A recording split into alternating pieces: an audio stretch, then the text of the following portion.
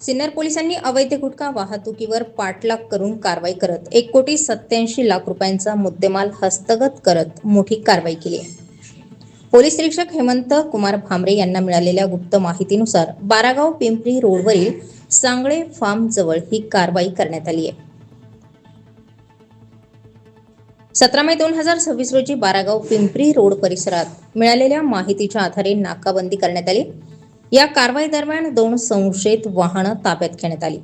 यामध्ये Tata container MH40 AY 1979 तर Ashok Leyland कंपनीचे MH40 CM 6616 हे 2 कंटेनर ताब्यात घेण्यात आले. यातील एक चालक हा पोलिसांना चकवा देऊन पळून जाण्यात यशस्वी झालाय, तर दुसरा चालक रब्बी अहमद शेख राहणार मंगळूर पीर वाशिम अशी याची ओळख पटली आहे. वाहनांची तपासणी केल्यानंतर महाराष्ट्रात प्रतिबंधित असलेला सुगंधित पान मसाला, जर्दा व गुटखा मोठ्या प्रमाणात या कंटेनरमध्ये आढळून आलाय.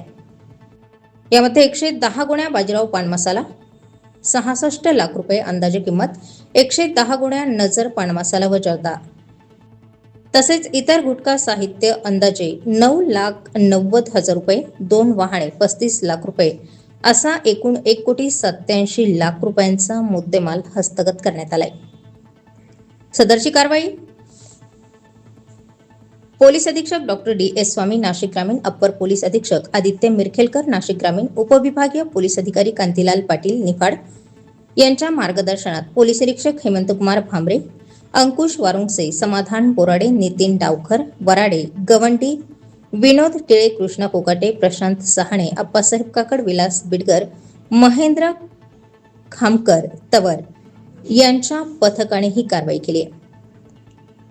या कारवाईचा पुढील तपास पोलीस निरीक्षक हेमंत कुमार भामरे सिन्नर करीत आहेत. स्टार 24 फास्ट न्यूज साठी माधव खाबिया सह प्रकाश शेळके, सिन्नर.